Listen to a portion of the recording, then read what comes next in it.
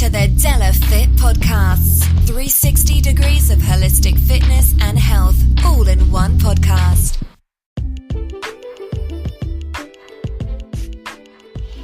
Salutations and proclamations. It is I, it is you, it is us, it is we. Together, we make up the digital family that is the De La Fit Podcast. I'm your host, Billy's number one son, aka the Body Alchemist, Sun Moon Bay, bringing you another podcast excursion. What's going on, everybody, and welcome to another episode of the De La Fit Podcast, 360 degrees of holistic fitness and health, all in one podcast. I'm coming to you from the backyard gym of yours truly, welcoming you to this beautiful, sunshiny, bright, cloudless day and wishing you the best. I hope everybody's feeling good, feeling great, feeling fine.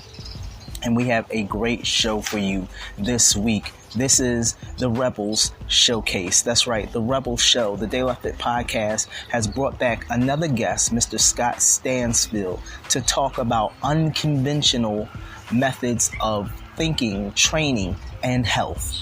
I just want to say that first things first, for everybody listening in, the things that we're going to discuss before, if you think you want to try them, if you have any thoughts or opinions about them, I would always say do plenty of research and consult a licensed physician, a certified personal trainer, a dietitian, a nutritionist, but do the research yourself as well. Talk to many individuals if you're interested in anything that we're discussing right now. Talk to individuals who have opposing points of views and really see if any of the things we're going to be talking about today, if you're interested in trying them, really can apply to your life. That is the whole purpose of the De La Fit Podcast, trying to help individuals find the best way to train themselves, to get themselves to that 360 degrees of holistic fitness and health. So I just wanted to start that out right there to let everybody know. It's going to be a great show. It's going to be very in-depth. Scott and I talk a lot about keto, veganism, our physical training explorations, and just in general, taking parts of life and being the alchemist that you can of your life. For those that don't know what an alchemist is, I would encourage you to Google it. And if you can, take a time to actually read the book, The Alchemist, as well. Partly, this is one reason that I have taken the moniker of the Body Alchemist. An alchemist is somebody who can essentially, summarizing, who can essentially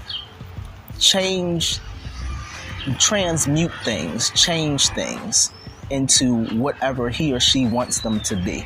They have a great knowledge of how to take something and change it into something else.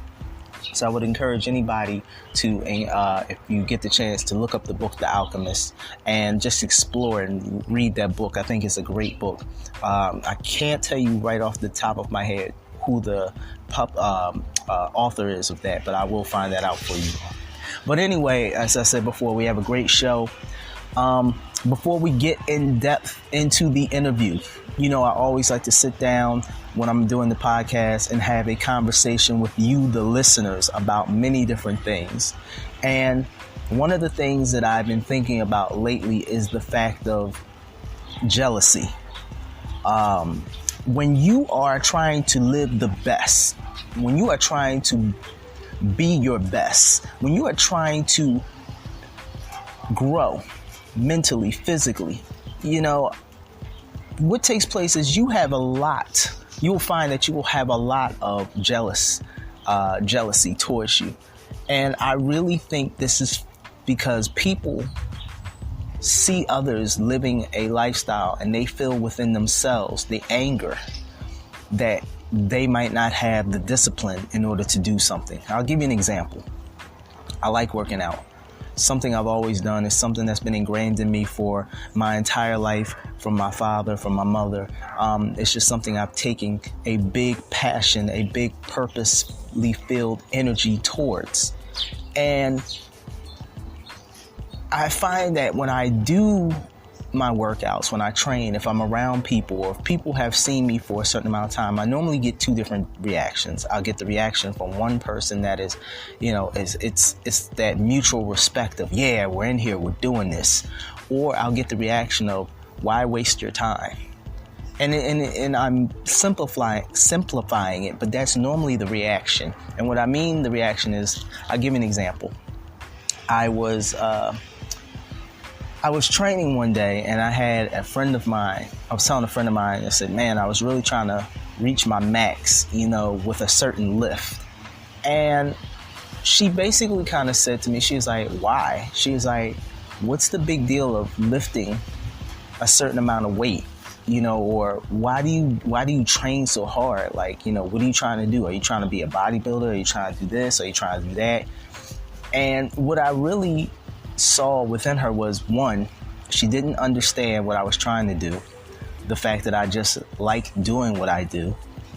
But there's a rationale that some people don't have when it comes to others, which is the fact that it's not that the fact that you just enjoy something. You can't just enjoy something, or it can't just be good for you. But it was the fact that there had to be a specific reason. She was like, I just don't understand it. It seems a little bit irrational, or seems a little bit as though you are obsessed with it.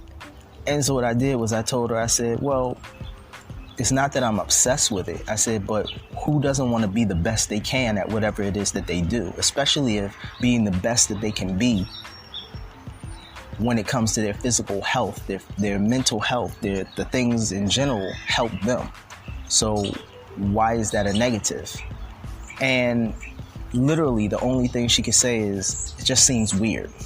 I was like, why? She said, it's just like, I guess it's good, but she said, all I can say is, I guess it's good. And then we got to the root of the issue. The root of the issue is how she feels about her own eating habits, how she feels about her own health.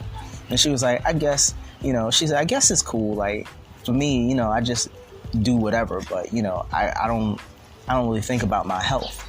And it got to a point where in this conversation, I really started to realize that she doesn't take care of herself, or she's not really doing all that she can to take care of herself. And she really doesn't like to exercise or do those type of things. To her, they're just cumbersome things that need to be done because she's been told they need to be done, because either she's going to gain weight or she could be unhealthy. But it's not because she likes doing it. And I've had this conversation, and I've talked about this plenty of times on the show, but the truth of it is that the mentality that many of us are taught in the Western world about our health is one of a dysfunctional one. If we were to really look at a lot of the things that we've been taught about health, eating, diet, nutrition, exercise, training, lifting, working, all these different things. You know what? Let's just get to the root of it. Since it's the Rebel show, the Rebel episode of the Day Left podcast, let's get to the root of it. Because the truth of it is, we've been taught mostly in the Western world dysfunctional lifestyle. Financially, we've been taught not to be financially literate. Spiritually, we're taught not to be spiritually literate. Diet-wise, sexually, mentally, a lot of things we've been just taught the opposites of what to do. And it's screwing with our bodies, our minds, our everything. And we have to start to explore. We have to start breaking the shackles of what is conventional thinking and really look outside the box and find just what it is that makes us who we are. Not what we're told, but who we are, what we are.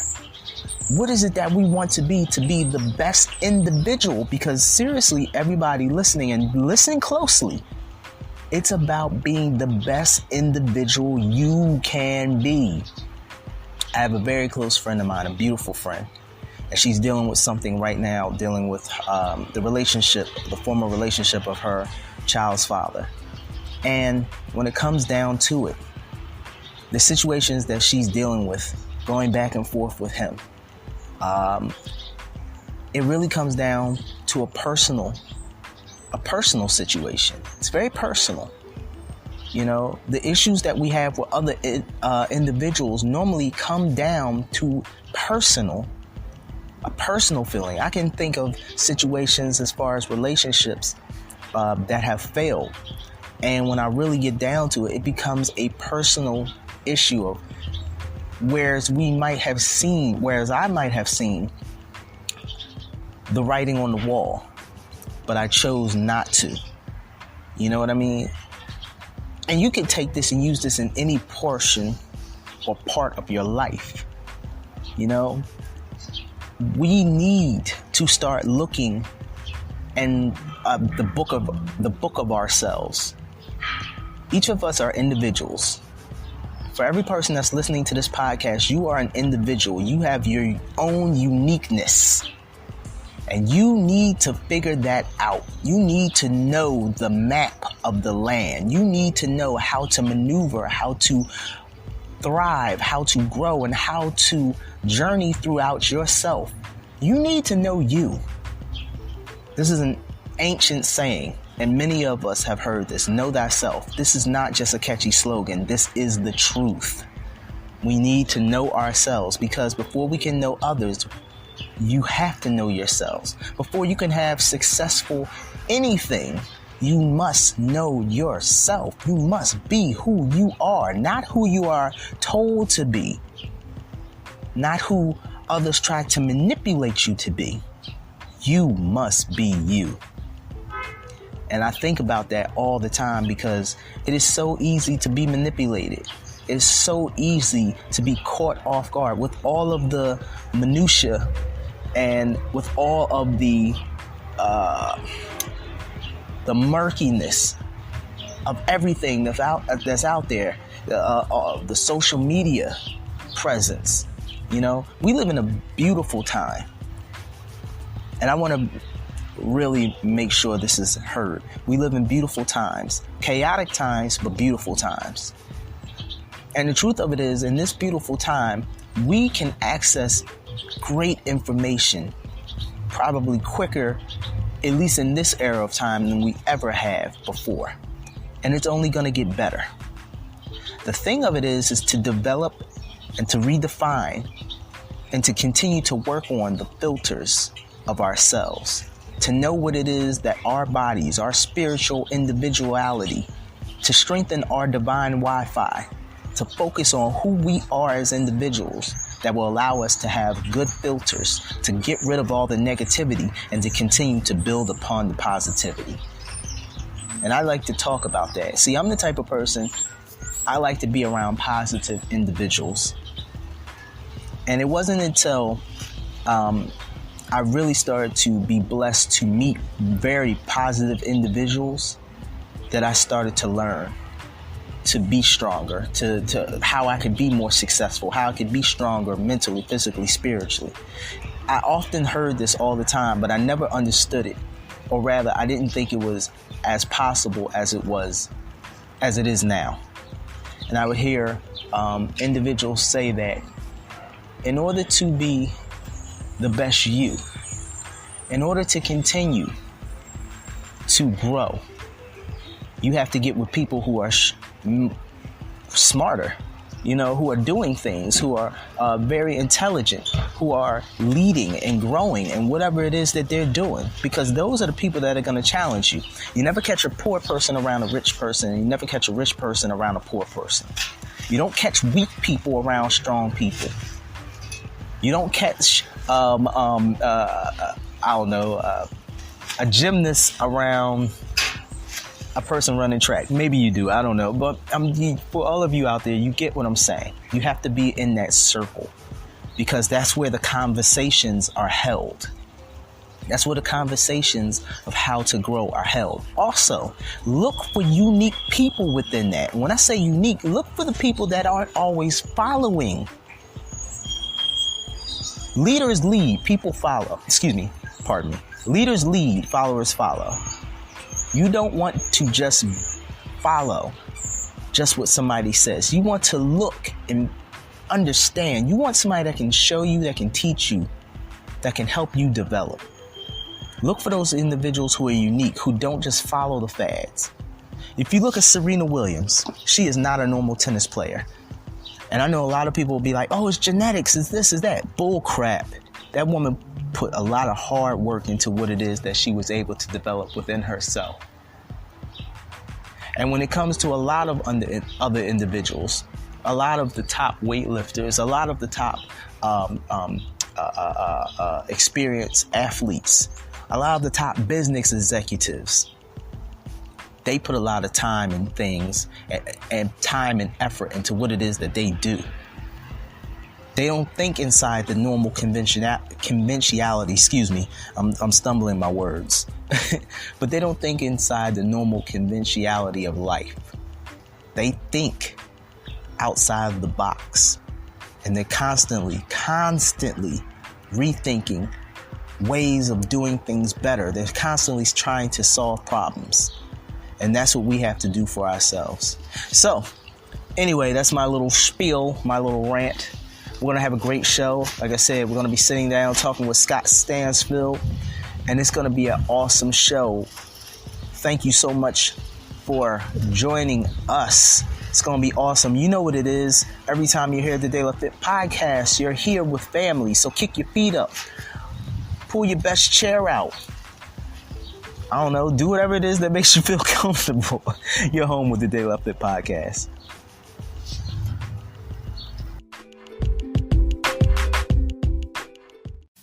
Hey, you, with the earbuds in their ear. Have you ever wanted to start your own podcast? When I was trying to get my podcast off the ground, I had a lot of questions. How do I record an episode? How do I get my show on Apple Podcasts, Spotify, and all the other places people like to listen? How do I make money from my podcast? The answer to every one of these questions is really simple. Anchor. Anchor is a one-stop shop for recording, hosting, and distributing your podcasts. Best of all, it's 100% free and ridiculously easy to use. And now Anchor can match you with great sponsors too, so you can get paid to podcasts. I like to upload my episodes directly to the app and then promote. So if you've always wanted to start a podcast, make money doing it. Go to anchor.fm/start to join me and the diverse community of podcasters already using Anchor. That's anchor.fm/start. I can't wait to hear your podcast. You're now tuned in to the De La Fit podcast. What's going on, everybody? Welcome back to the De La Fit podcast. If you just walked in, if you just happen to get into a cab or Uber, or I don't know, maybe you walked in somebody's room and they turned it on, welcome back. I have been waiting for this episode. All right, this bonus episode since I got to talk to this gentleman last week. We're going to call this the Rebel episode, okay? And I don't know if you can hear it in my voice, but I am deeply excited. I have back with me Mr. Scott Stanfield. Are you here? I am here. What's going on? President of the County Board, yes. All right, Scott, we had such an awesome, interesting conversation last week that I thought about it, and I was pumped. I was pumped, and I was excited when you said you would be able to come back this week and we could continue, because I think you wanted to talk a little bit about macro and micronutrients. I definitely want to ask you some questions about cold weather and just ice. I'm sorry, I'm fumbling my words, but ice treatment and things of that nature, and your own practice with them. All right, but I just want to say to everybody listening, the reason I'm calling this the Rebel episode, and I don't want anybody to get the wrong idea, but the thing of it is that when you are looking into yourself, when you are challenging the conventional methods, or I should say conventional things of society, as they tell you, this is how it's supposed to go this way, and this is what you believe, you are, in a sense, a rebel. And I'm not speaking in any negative terms. I'm not speaking bad about anybody. I'm speaking more of you're a rebel to yourself. You're battling things within yourself. You're battling fears. You're battling all types of, air quotes, limitations. Things you've been taught that might not necessarily be true. You are truly a rebel. So, Scott, I'm going to let you take the floor because I know you wanted to talk about macronutrients, micronutrients, and some other things. So, let's have at it, good sir. Let's get into this. Well, okay. First of all, thanks for having me back. I have so much gratitude for being here, and it's an honor to be on your podcast again. I just want to say thank you for that. Our pleasure. Yeah. So I was writing this week because I was trying to figure out how to explain exactly what you were just talking about. Mm-hmm. We talked about last time. I talked about there's that person, that friend that has that look in the eye, and that you know that they know that the rules don't apply to them. Right. You know, and whatever those rules are. Right. Exactly. So let's start. So let's think about this for a second. Imagine that like all these different things, like high carb, low fat. You know, fat causes high cholesterol and heart disease. Exercise should be this, right? You should go jogging. Remember jogging? How it was in the 80s and 90s, and Bill Clinton was a jogger. And, You're dating yourself, sir. You're dating yourself. I'm 46, man. I know, but I was just like, But my point is that we have all these rules that have been laid out, mm-hmm. right? And we're either first, second, or third generation that did not learn how to live from our parents and grandparents. Okay, we are been influenced by corporations that have also influenced the government that have their own personal bottom line P&L interests in mind. So we have been manipulated, right? Right. So take this. Okay, take this. Take all these things that you've been told. Don't go outside with your hair wet or you get sick, right? Right. Don't sleep with your hair wet or you get sick. Mm-hmm. Or put a coat on because it's cold outside. Or like, for instance, breakfast is the most important meal of the day, right? All these things that we've been told, and imagine they're written on the chalkboard, okay? Right. Now walk up there and erase them all. They don't exist anymore. Now what would you do? What would you eat? How would you exercise? How would you live your day? Would you wear a jacket when you go outside? Once all the rules are taken away, what are you going to do? Exactly. Right? Because the only thing we know to do is start where we are with the mindset. Think of the word mindset, and you put a hyphen. Mind hyphen set. You're set on a spiritual way of doing things. Mm-hmm. Because that's what you were told, and your habits were set as a kid. Right? Yes, very true. Keep going. We've been programmed. We've been programmed a certain way, and it's not been like it was 100 years ago, or right. It's because corporations have been manipulating it. And for instance, like a study comes out that milk is healthy, right? But it's sponsored by the dairy corporation or the dairy council, mm-hmm. right? Or like I mentioned last time, who has a monopoly on breakfast meat? Pork does. Right? Up until recently, turkey sausage, just came out, and there's a beef bacon you can buy occasionally at your local Whole Foods, things like that. Right. But it's all of the stuff that we see is being manipulated, right? In that way. So what I'm saying is that we have to get back to who our natural self is. Who you are, who you're supposed to be, is you got to wipe away the programming and start from scratch. Now, Scott, I'm going to ask you a question because I agree with some of the things you're saying, especially where you're saying, we have to reset. I'm going to say reset ourselves. Yeah. So, because and I'm going to chime in on this, but I want to see if you're thinking the same way I'm thinking. How do we begin to do this? How do we begin to reset the program button, or I should say just as us in general as human beings? How do we begin to break what has been already implanted into the computer program of the mind? Well, let me ask you this: you're vegan, right? If I remember correctly, you're a vegan. Yep. Did you grow up vegan? No, I actually grew up pescatarian. Okay. And your parents were pescatarian, right? Yes. Okay. So what made you choose to become a vegan? Wow. Well, in short, first let me go and explain why we were pescatarian. Okay. It is, and I want to make sure I say this correctly because it's not actually my culture. I'm Moorish American. For some that don't know, I'm Moorish, and that would mean I'm of Moroccan descent. All right. Okay. Now, ethnically, culturally, we are pescatarian, vegan.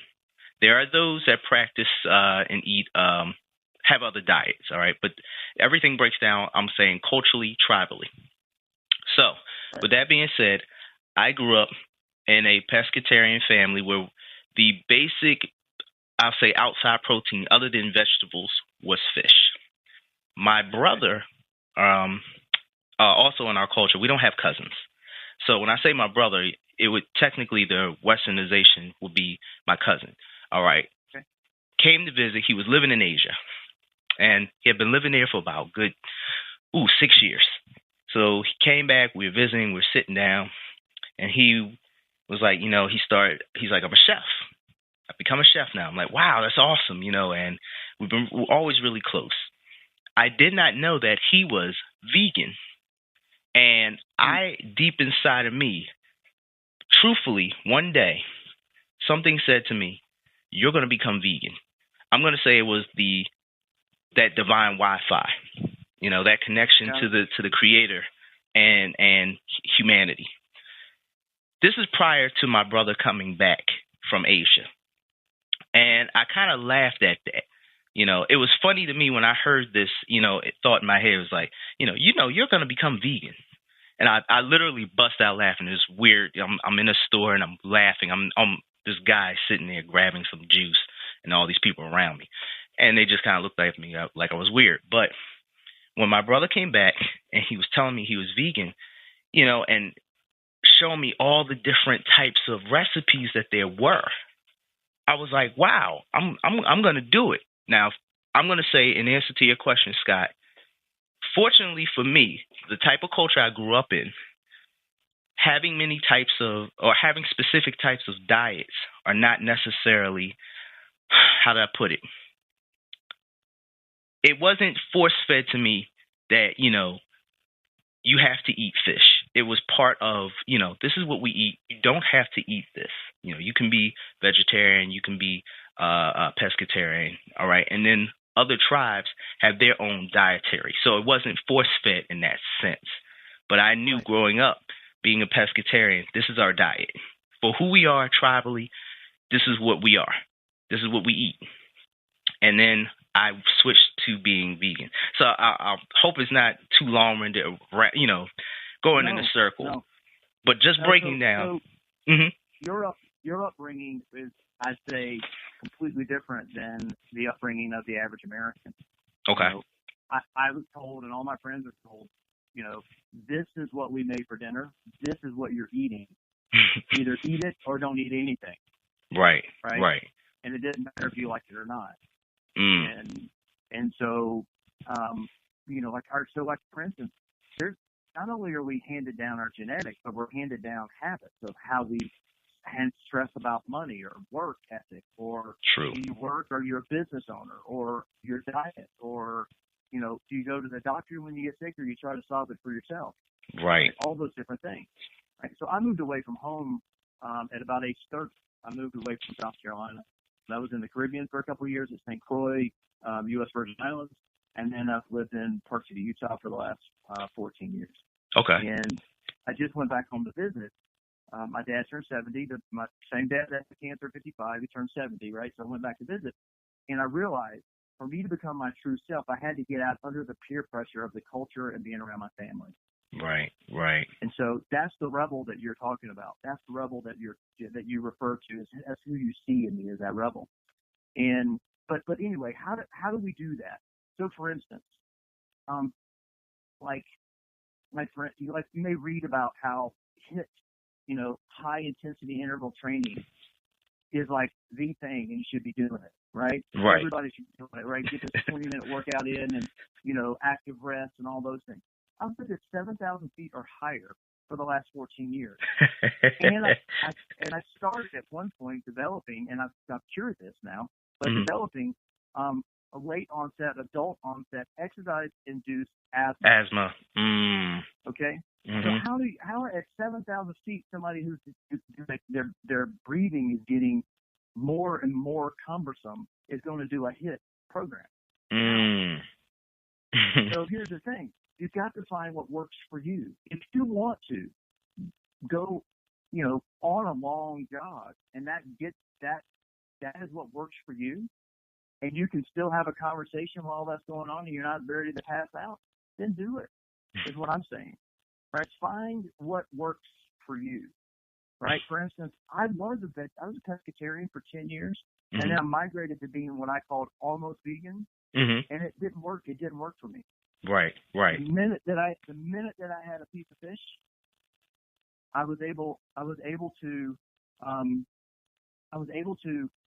literally passing out from having these hyperventilation episodes, asthma episodes from sprinting.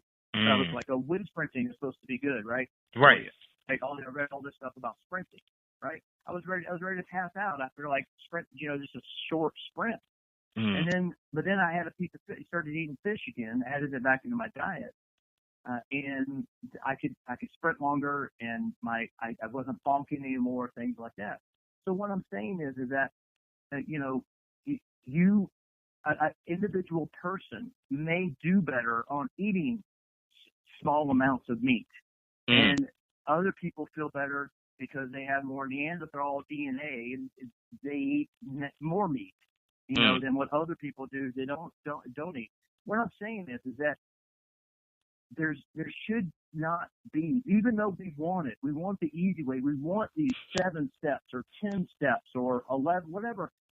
Tell me what I'm supposed to do, and I'll do it. Right. Instead of actually taking the brain power to figure out what works for me. Right. Because we all start in a different place with a different mindset, because we were all raised by different people.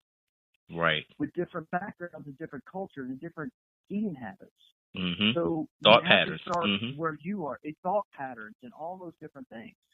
So some people, when they get sick, they feel better just by going and sitting in the doctor's office because they now just went to the doctor because they were taught they get sick, go to the doctor. They feel better because they're where they're supposed to be. Which now, go ahead. Excuse me. So no, go ahead. I was just going to say.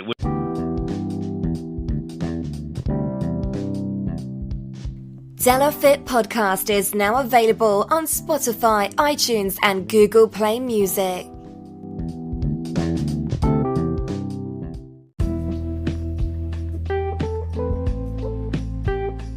Which now breaks down to the fact of, are you truly sick, or is it that thought that's been placed in your head that now I go here, I'm better? It really breaks down to a mental aspect. And when I say this to anybody tuning in and listening to us both, not saying that you're not sick, just saying that, sometimes, and I think this is what you're saying, Scott, is the fact that you really have to know yourself. I mean, and come on now, that's been taught across the board in every, I'll say, discipline, religious practices. Know yourself. Know just who you are and what you are. What would you say? It's individualistic. Scott, just what you're saying. Understand what's going to work for you. And it's interesting what has been implanted into us living in the society that we live in. Go ahead. I'm sorry. I just had to throw that in. Yeah, but I agree 100%. So that brings me back to, what we initially were going to talk about, right? Which was, what I call the new macronutrients. Okay. Right? And because I don't lay out a plan and say, do this, step 1, step 2, do this, step 3, do this. And there's commonalities. All mammals need certain things, right? We all need oxygen. We all need water. We all need food. We all need iodine. We all need magnesium. There's salt. We need these certain nutrients to survive. We all need to sleep at some point, or we get sleep deprived. All these different things. We need to relax. All these different things. but there's no one prescription that works for each one of us that we should do. There are commonalities in there that will do better. I think men were designed to lift heavy things. Now, women can lift heavy things too, and there's some super strong women, right? But they don't. I don't think they don't have to lift heavy things to balance their hormones the way men need to, right? To do that. So there's differences between that. I think men should lift heavy things to burn off the right. And to release growth hormone, to get testosterone going and things like that. There's different things. But anyway, this is how I define macronutrients, because I back up way up so I can see the whole forest instead of the trees. Okay? And then I defined it as this. The thing you take away from me, or from a body, from a human body, or from a mammal, that then will cause damage in the shortest amount of time, is the most important. So the first macronutrient, it's not food, it's not carbs, protein, and fat. That's not a macronutrient, it's a micronutrient. Okay? So the first thing and the most important macronutrient is oxygen. Keep going. It's so important. It's so important that the Creator didn't give us power over it. It happens automatically. Right. If you take oxygen away for about 5 minutes, brain cells start to die, and you will die faster than any other thing that's been taken away from you. Oxygen is the most important. Now, I've done 3 different styles of breathing exercises because we are shallow breathers. Okay. Right. All right. So let me tell you something I learned from the Buteyko style of breathing. Take a deep breath in. You take a deep breath in right now through your mouth. Okay. Deep breath. Okay. Through your mouth. Okay. Now, where in your body did it move? Was it in your belly or your chest? Let me do it again. Okay. I feel like it's more so in my chest. Okay. Now take a deep breath in through your nose. Let me stand up while I'm doing this. Okay.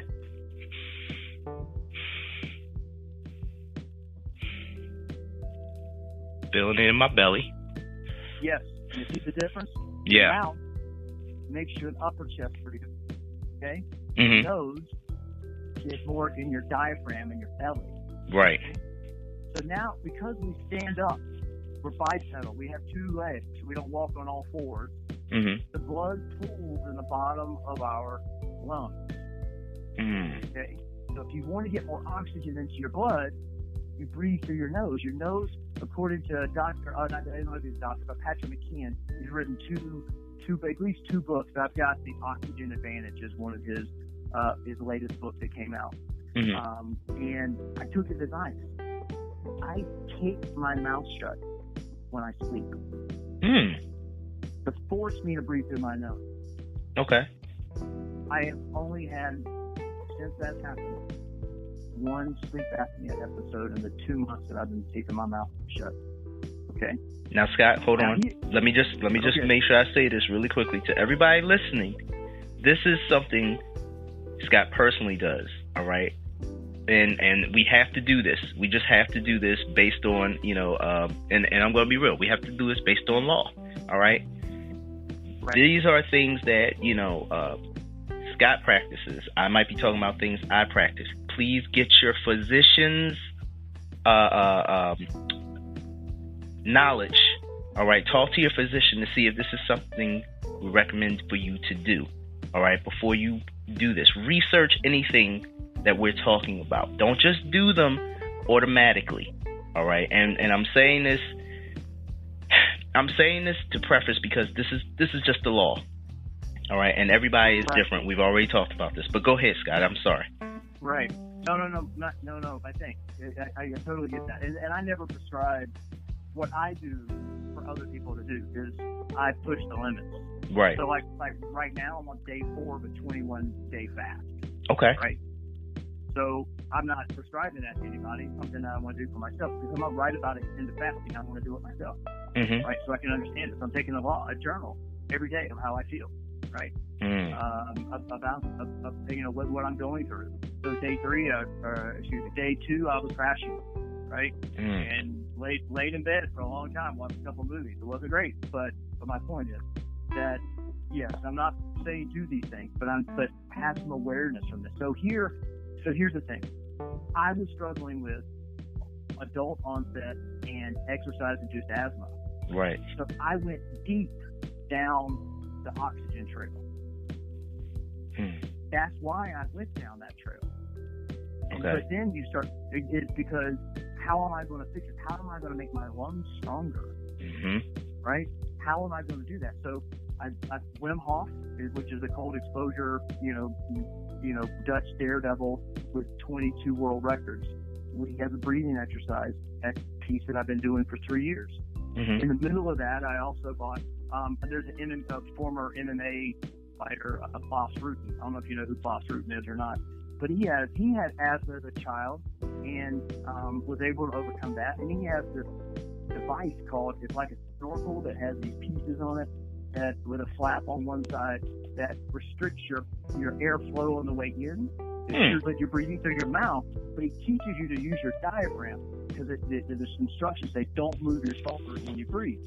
So it goes from a 15 or 14 millimeter hole all the way down to a 1 millimeter hole. So when I was breathing through a 1 millimeter hole, it's restricting my breath on the way in, but it has no restriction on the way out. It's strengthening my lungs that way. And so when I had these sleep apnea episodes and my esophagus closed up like a straw in a milkshake when you suck too hard, I was able to remain calm because I knew that I could breathe through a 1 millimeter hole. Okay. Right. So that helped me with that piece of it. And that I don't use that anymore, but that's something I did. And then I stumbled on to the Keto style of breathing, which is actually developed by a Russian doctor who was working with cosmonauts back in the 50s and 60s. And Patrick McKeon in Ireland trained under Dr. Keto because he had similar problems to what I had on. And here's the interesting thing. Just like there's an optimum amount of food, an optimum amount of water, there's also an optimum amount of oxygen that you can have in the day. You can have too much oxygen or too little oxygen. Okay. So that's another piece of that. So there's these optimum levels for that. Somebody who talks a lot like you and I do, you're a podcaster. I'm a restaurant manager by trade and have been for 25 years. I'm constantly talking to people. I'm getting asked questions all day long. I'm standing in front of a room talking to people, training them, things like that, talking to guests, talking on podcasts, you have to then find balance for that and learn how to change your breathing to get the optimum amount. So, but anyway, back to this. Oxygen is the number one, the most important macronutrient because you take it away and you pass out and brain cells start to die, and then that's so like the world record for a male is 22 minutes for breath hold. The world record for a female is 18 minutes. The average person can hold their breath for 2 minutes. So that's why I say oxygen is by far the most important macronutrient. Okay. I'm following you. Number two is water. Yep. I knew you were going to say water. Water. Right? That's right. Now, clean alkaline water. We're both, you and I are both drinking alkaline water. I try to, be a little macrobiotic and drink things or eat and drink things that are close to me as best as I can. I live in the mountains, so it's not like coconut oil and avocado are close to me. Right. But so this is a proud source. It's from Idaho. It's Rocky Mountain water. It's 8.1 to 8.4. It's got some minerals in it. That's what I tend to drink. And I've met Jill before. She's the owner. She came to visit me in my last job in Park City. But so I'm a big fan of their water. It's got this nice velvety finish. It's really nice. I actually distill. We've been drinking distill for years, so I distill, and then it will either put a little bit of lime, maybe a pinch, like a tiny pinch of salt, but very little, or some. Today I decided I was going to do about a capful of apple cider vinegar, but I try to drink from 1 gallon to 2 gallons a day. So, but that's just for me, and that's just for me and what I'm doing, because I'm deadlifting, I'm working out. Like you said, I'm talking. I'm trying to keep that circulation going. I'm trying to keep everything flowing at the optimum levels. So, but that's just what I've discovered for me works for me. Right. Now, yesterday I drank a gallon of water, but that's because I'm fasting and I needed it. Right. Right. And I'm in deep ketosis. Because okay. you're already in ketosis, and then you take away any food, it's just your body starts, it transfers into a very deep ketosis and feeds itself off your own fat, your own storage system. Right. But I normally don't drink a gallon a day. I normally don't. So here's the thing, right? Mm-hmm. Too much water can kill you. Too little water can kill you. Right. Again, there's an optimal amount, and each person's different. If you live in a very humid climate, right, and you don't work out a lot, and you don't drink a lot of coffee, and you don't drink a lot of alcohol, and you don't do things that dehydrate you, you may only need like a bottle of water a day. Right. But gosh, like me, I live at high altitude. It's a high desert. I work out a lot. I drink a lot of coffee. Right. I'm in the restaurant business, and so I have to teach people on do wine tastings and whiskey tastings and things like that. And so I enjoy an occasional beverage of choice. Right. And so I do things that dehydrate me. So I have to drink more water than another person would. So you have to find your own amount. Now here's the thing: depends on your hydration level when you start. Okay. Mm-hmm. But if you stop drinking water, it's 3 to 7 days, depending on the climate you're in. If you're in a desert, it's probably going to be 3 days. If you're somewhere that's very moist and and humid and rains a lot, you probably can go 7 days or maybe even a little bit longer before you pass away. Right. So water's 5 minutes or 2 minutes of hold, up to 7 days for water. So that's why it's number 2. Mm-hmm. And then the third is food. That's the third macronutrient, food. Right. All right. So because you got to think about how big is fasting these days. Exactly. Documentary on fasting, right? I'm doing a 21-day fast. I'm doing intermittent fasting. Yeah, I've been doing intermittent fasting for 6 years. Okay. 6 right. years. So I've been doing intermittent fasting for 6 years, and I've done the master cleanse with my wife and I've done it twice. Did 10 days and 7 days on living off lemonade. If you know what the master cleanse is, I have heard of it. David Blaine was suspended above in a plexiglass box above London and fasted for 44 days. Right. Jesus Christ fasted for 40 days. There's all these religious fasts. That are still practiced around the world today. And so fasting is a very cleansing thing. It gives your digestive tract a break. Yep. There's autophagy, which it helps replace new cells, and helps regenerate things faster. And it's just fasting's really good. So food is not important. Now, I go home, like when I went home, or anytime I'm eating breakfast with my dad, he'll look at, what are we doing for dinner? I'm like, we're eating breakfast. Right? He's already trying to set his palate for dinner. Right? He's like, oh, I'd like to get a good, nice big, piece of meat tonight, steak. Right. It's like, okay. And so what happens is that we were taught 3 square meals a day. Breakfast is the most important meal of the day. Well, I never liked eating breakfast, but I was forced to. I just was listening to Dr. Jason Fung. He wrote a book called Complete Guide to Fasting. It's time for another podcast excursion. Join us. We are the Della Fit Podcast. With Jimmy Moore. He happens to be from my home state, South Carolina, Jimmy Moore is. And he has he's written a couple books like Keto Clarity, and he's got a blog and a podcast, Living La Vida Low Carb, I think is what it is. Okay.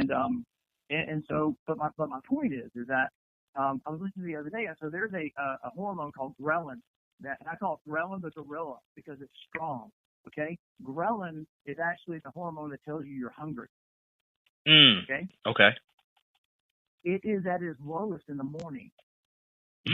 So typically, if you get a good night's sleep, you do not need to have that Pop-Tart, the toast, the oatmeal, the cereal, the eggs, the bacon, grits, where I grew up. You do not have to have that in the morning because that's when your hunger's the lowest. So my natural state as a kid and as a teenager was I'm not hungry, but I was programmed and forced to eat breakfast. Right. Programmed and forced to. But when I read the book, The Warrior Diet, it gave me permission that I could skip breakfast. So now I can. I don't eat till between 2 and 4 o'clock normally each day. So it's still my breakfast. I break my fast. Breakfast. Break fast. I choose to break it at 2 o'clock in the afternoon or 4 o'clock in the afternoon. Right. Or sometimes I choose to break it even later if I'm busy or something like that, or I'm doing a longer fast, a 40-hour fast or 44-hour fast or something like that. So food is nowhere near as important as we have been told it is. Right. Nowhere near. Breakfast is important, but it doesn't have to be at 7 a.m. when you get up, before you go to work, or before you go to school. So, Scott, by our parents go ahead. Enough to eat those things, it's actually done us a disservice. Go ahead. I just want to add to that. Well, I agree. I do think this. You're right in the level of importance food has, but also understanding what food truly is. And I think a lot of us think that, just like you're saying, for example, we're taught, and I want to see if I can get a good example. Like many of my friends, they'll go out and they're like, all right, I'm going to go and get this meal from X place. Okay, I'm just throwing that out there. I'm not going to throw, in any particular place, but, I'm going to eat this versus this. This is going to be perfect for me, all right? In the sense of also understanding the fact of it's not necessarily that's perfect for you. Just like you were saying, it's knowing that this might have been recommended for you, but in a sense, and I think I'm losing. I'm trying to really say the fact of understanding right off the bat what good solid food is. All right, it's not what this person says. And you said in the beginning, it's not necessarily this T-bone. All right, maybe for this person or this and that, but understanding what's going to give you what you need to do what you need to do that day.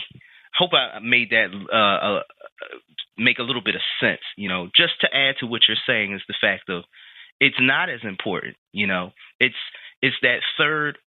It's third on the list, but we often confuse what we need to eat.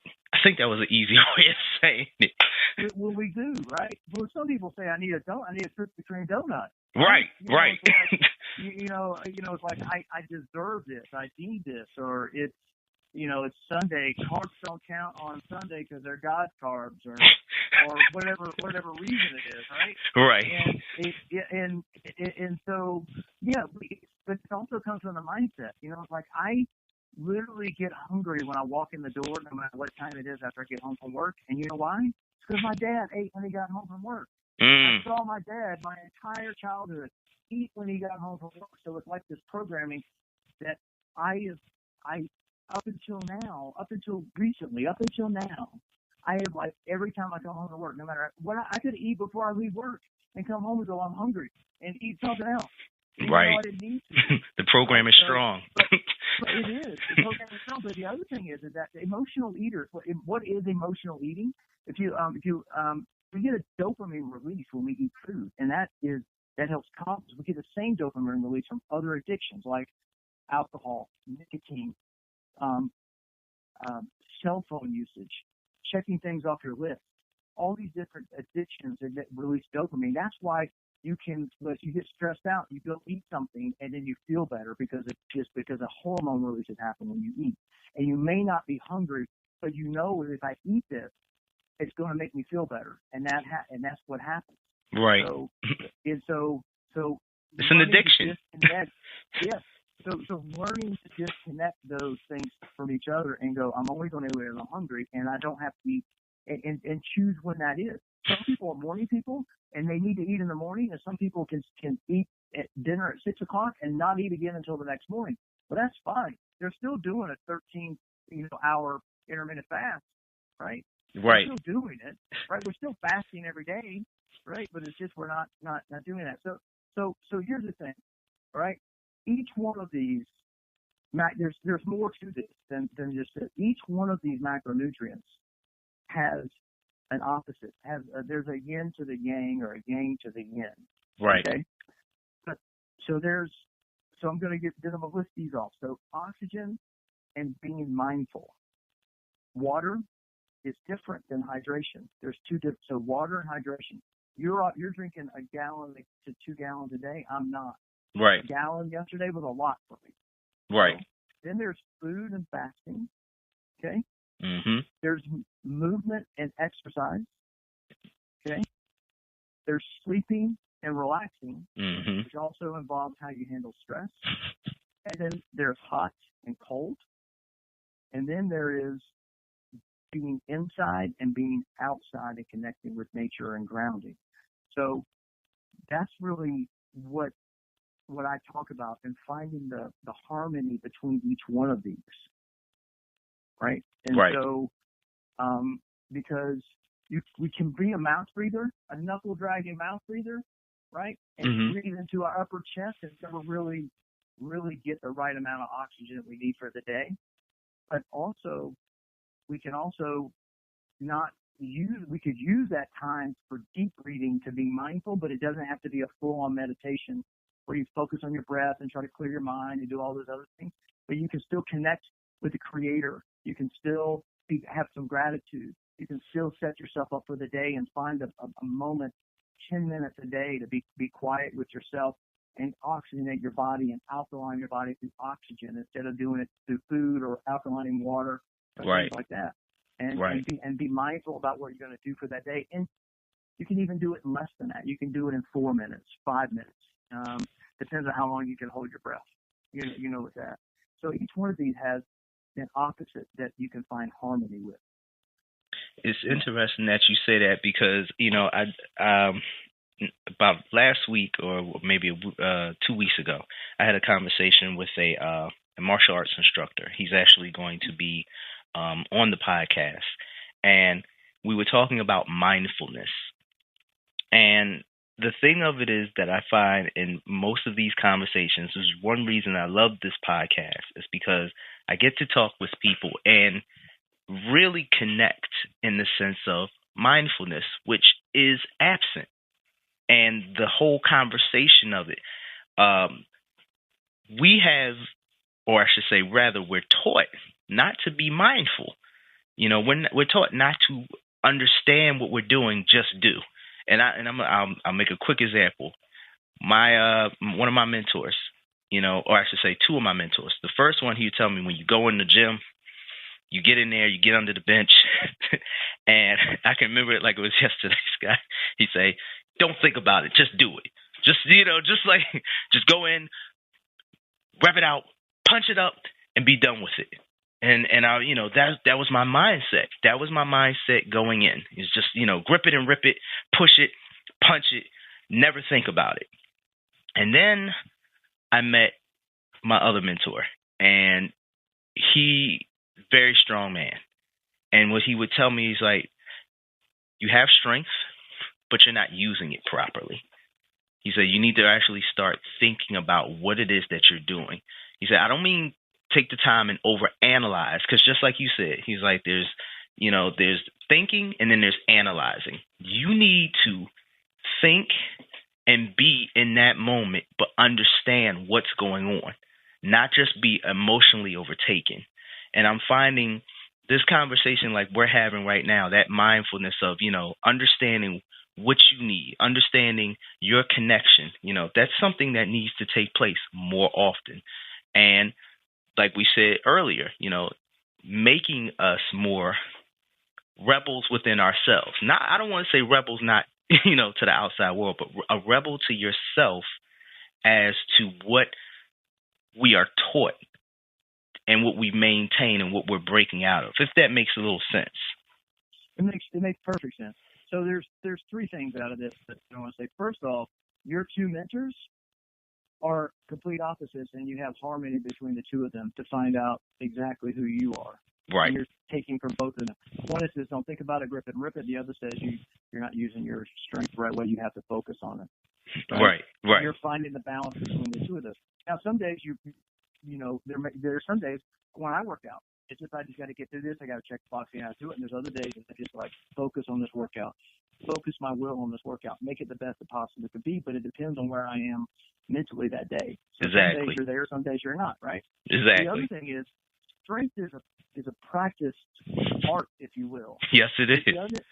It's not just about lift. If you lift heavy weights, you can lift heavier weights. It's not that.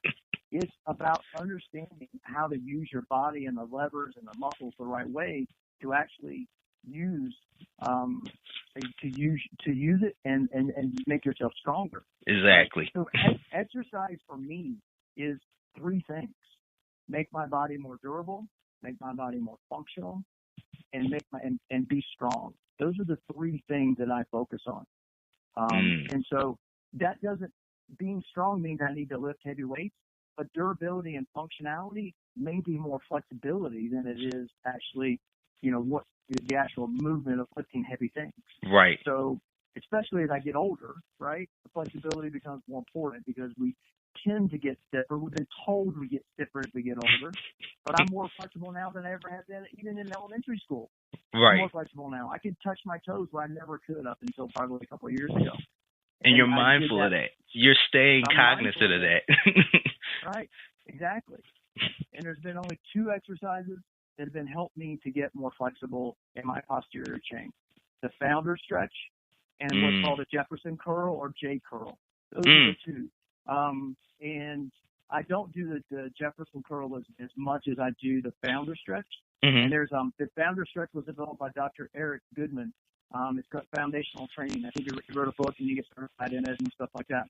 But anyway, his chiropractor had really bad back problems, was contemplating surgery. And he goes, how can I tell my patients to come see the chiropractor and I'm going to go have surgery? He can't. He can't. He can't. He developed a stretch. So there's a 11-minute and 59-second video on YouTube for free that I do probably 4 or 5 times a week that will blow your mind about how it can stretch your posterior chain, and which is posterior chain to your backside, hamstrings, glutes, adductors, calves. And this is called the Founder's Curl? The Founder Stretch. Founder Stretch. I'm looking it up right now. Stretch. Yes, and that's been amazing. The third thing is this. We're becoming to a tipping point in our society where mainstream media and celebrities are losing their ability to influence us. Okay? Yep. And so, like for instance, Jillian Michaels, right? Remember the Biggest Loser and all those things, right? She came out, she's over the last couple months has really talked bad about the ketogenic diet. Okay? And she's getting filleted on social media about because she's talking bad about it because it shortens your telomeres. Telomeres are, is a thing to be able to tell your longevity piece, right? They're like the ends that they're on I think they're your DNA, and they're like the ends on your shoestrings, these little rubber pieces on the end of your DNA. And supposedly she's saying that it shortens that.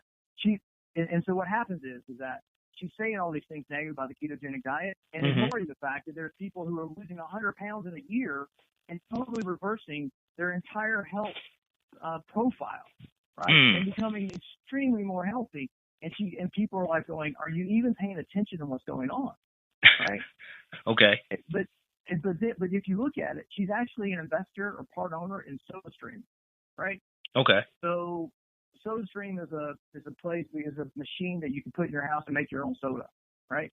Oh yeah, I've heard of that. Yeah. Right. I'm not a soda drinker, so. I'm not either. I haven't had soda in years, right? Because when I did research on the alkaline diet, right? I'm a diet geek. I research all the. I used to read a diet a week. Okay. The alkaline diet. You drink a soda. It takes 32 glasses of water to get your body back into a positive pH. Right. Right. Right. Alkaline level of pH. So I'm like, why would I drink a soda and put myself in an acidic state and open myself up to viruses, bacteria, and cancer? But it takes me 32 glasses of water to get back. That's 3 days of drinking water. I get to take some acidic for that long. Exactly. Right? So I'm like, why do I do that? But my point being is that we are getting to a point as a culture, a society, that we have enough information that we can fight back, where we don't have to believe what's being told to us on TV or on any type of wherever you get your news from. I listen to these celebrities who have been, dubbed, an authority on what they do, because the whole eat less, move more movement is going to be over, right? Because right.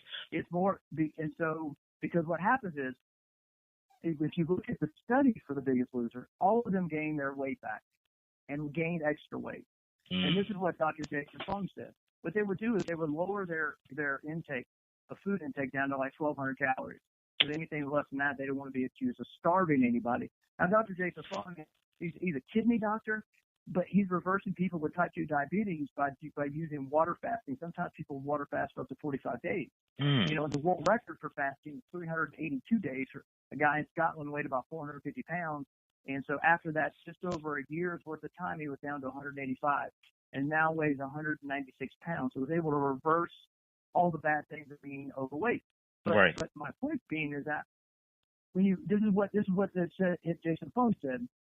He said, when you lower your your calorie intake to 1,200, down to 1,200, your metabolism slows down to match that. Okay, you'll lose weight because you're working out so much. You're moving more. You'll lose weight. But the minute that you raise your calorie intake back up to a normal one, like 1,800 or 2,000, you're now eating more calories than your metabolism's burning, and you will gain the weight back, and they end up gaining more weight back. Right. And so it's a whole different thing. So we're getting to the point in a culture society that we're getting enough information that we can say, you know what? No, that's wrong. That's not right. And like even there's a couple channels that I follow on Instagram that I'm probably going to unfollow, but they posted a breakfast taco that had potato hash browns in the shell. I'm like, and there's so many people going, potatoes are not keto, right? How could you post that up with your 28-day plan that this is a ketogenic diet? I'm kind of getting off topic here, but that's the thing. That's where we're at. Yeah. But it goes back to what you were saying. The thing of it is understanding the fact of just what it is and what's needed, understanding what's going on. Because I pay attention right now to the whole vegan movement, and now I'm watching. One thing I will say I am glad of is that more athletes are seeing the benefits for them and what has done for them. What I also see is I see a number of entities that are saying, we can cash in on this. And the thing of it is that the whole thing of it goes back to, again, what you're saying. It's individualistic. It's what you need. It's what's going to help you, instead of dealing with that thing of being told. Exactly. Being told this is what you need. Well, how do you know? Nobody.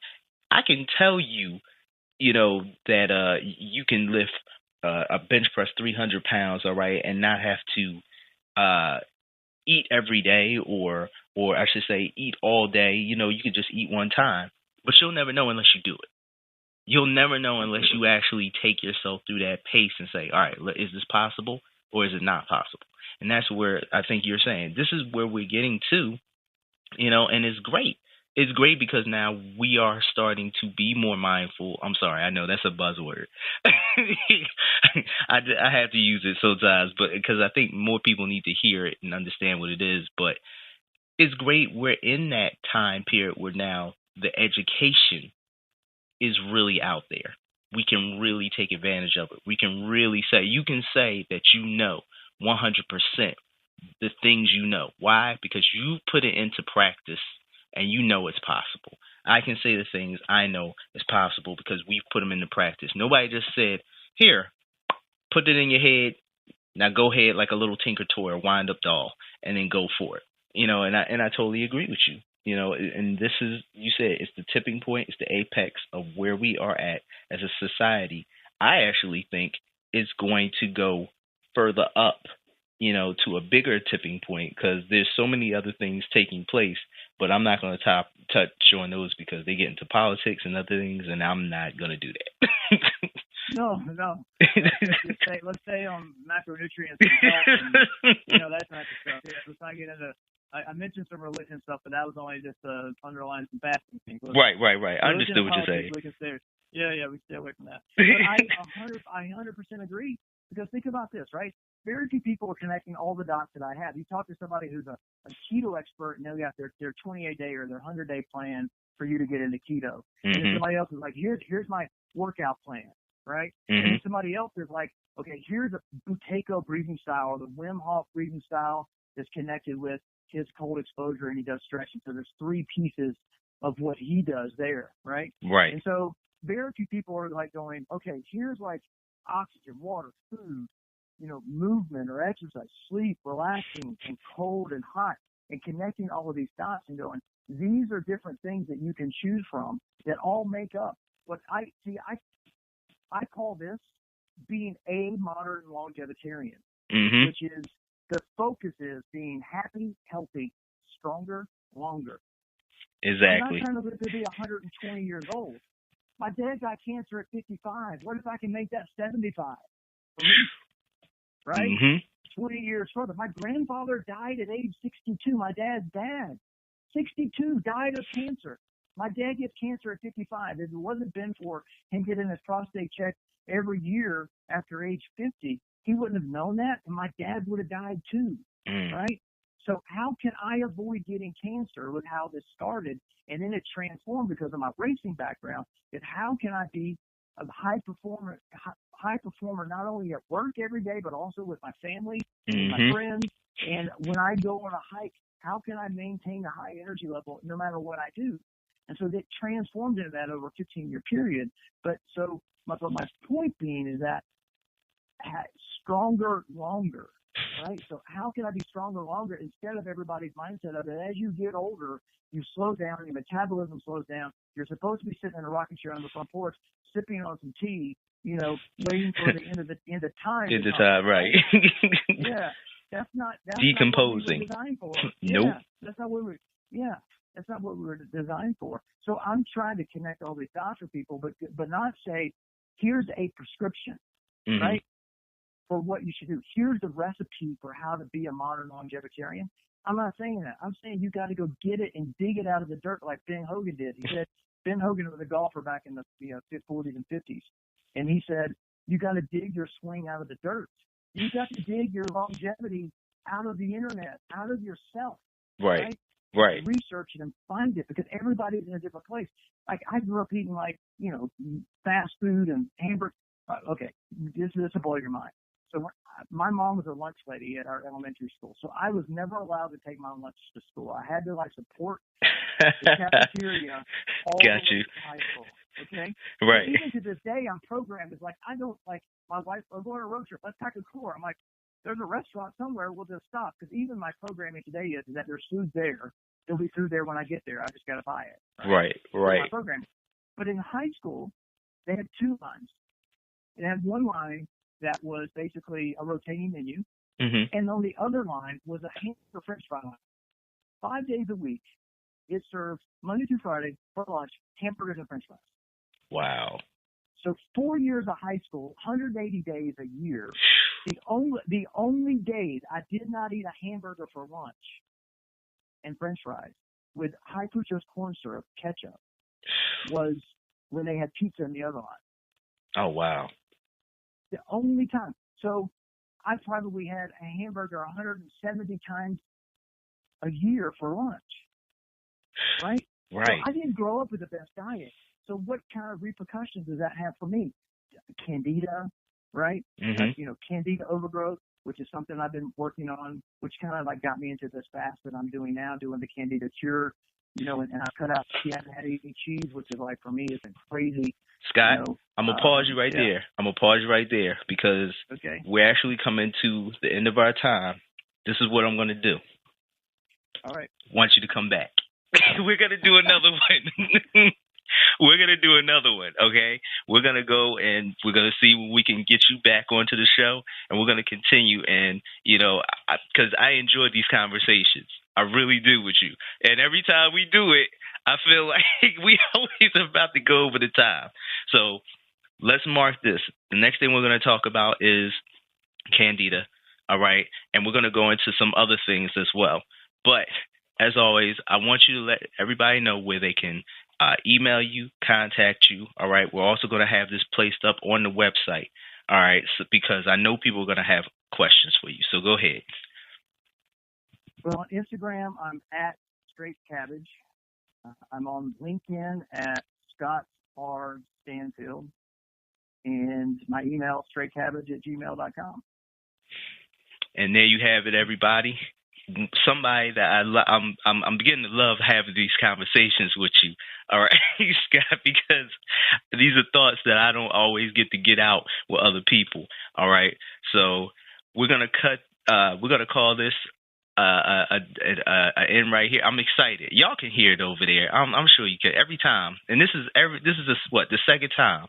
All right, we've had these. We're gonna cut this, and this will be the bonus for right here. And then we're going to have Scott come back again. So thank you for tuning in to the De La Fit podcast.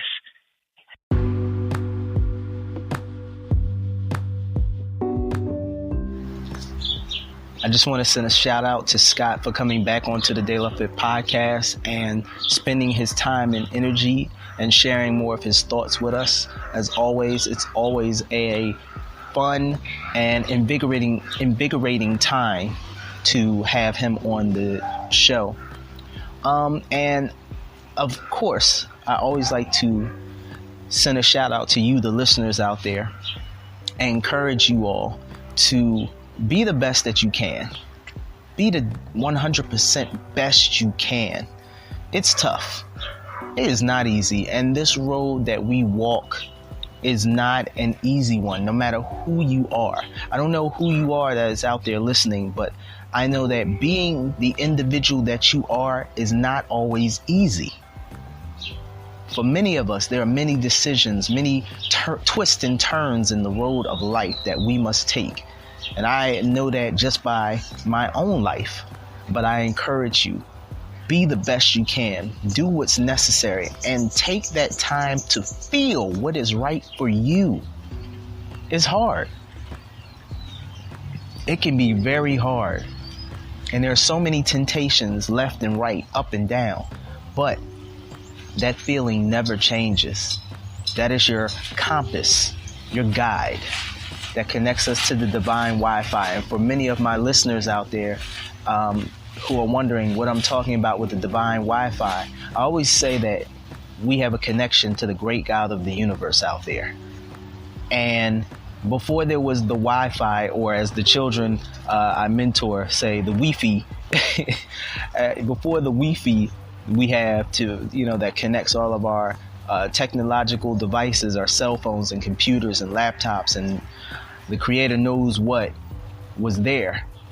We had a divine Wi-Fi that connected us, these human vessels, to the great her, the great he, the great parent out there. So it's important for us to continue to foster that connection with the divine Wi-Fi. That's one reason I like to train outside and do some of the things I do. And for some people out there, they might be like, oh, he's one of those hippie love, granola eating. No, as I get older, as I work on myself, I feel that there is a more spiritual, deeper connection within myself to what's needed, to what's necessary. And if you're really working on those things within yourself, then what's going to take place is naturally you're going to want to reach out to other people and help them. And I know that's the truth because people have reached out to help me. And I am so grateful for those individuals out there. And there are times where I do feel lonely, or I do feel frustrated, and I do feel angry. But those are natural feelings. They're natural because life is up and down. It's a constant balance. And I just want to take this time to talk about that really quickly because I think it's funny. I heard somebody recently make a statement. They said there is no balance in life. Those that speak that have no balance within themselves. There's no balance within themselves if a person can say there is no balance in life. And I'm not going to take a whole long time to talk about that. I think I'll save that for next podcast. But if you hear a person say in any form, fashion, in any type of way, there's no balance within life, you know there's instantly no balance within themselves and their life. And that's a person to be wary of, because either they are not in control of themselves, or, they are just, I would say, they're just not in control. People that are not in control of themselves can be very dangerous to be around, and we'll talk about that a little bit more in next week's podcast. But again, I just want to thank you, the listeners, for tuning in. All of our listeners all over the world, wherever you may be. Thank you so much. Special shout out to our listeners in the California area. We know you are out there. We see you. We see all of the data and specs, and I thank you so much. Thank you so much for paying attention to us.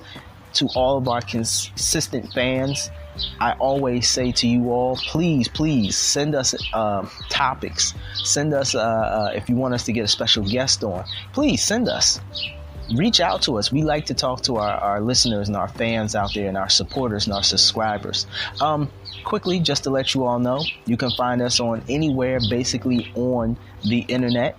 We are on SoundCloud. We are on YouTube. We are on Spotify. We are on iHeartMedia Radio.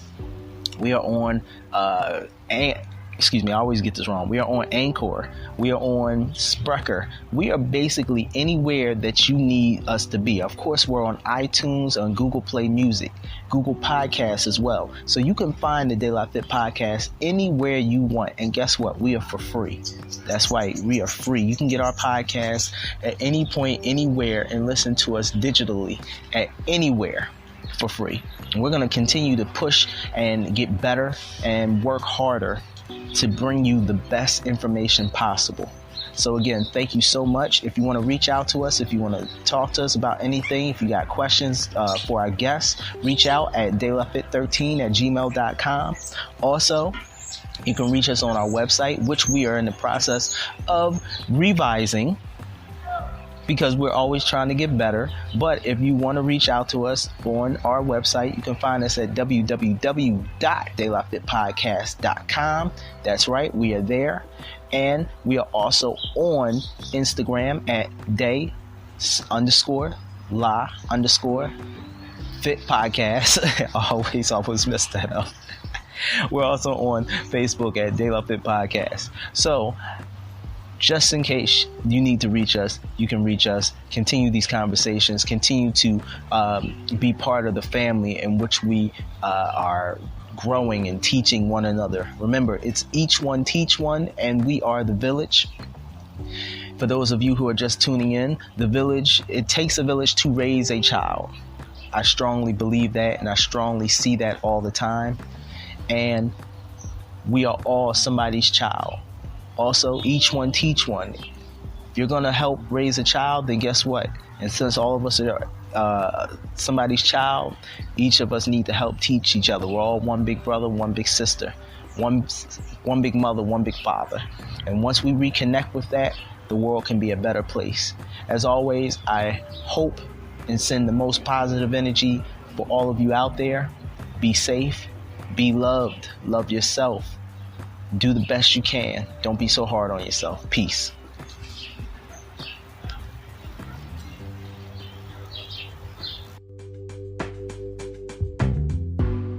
You've been listening to the De La Fit podcast. Ta-ta for now.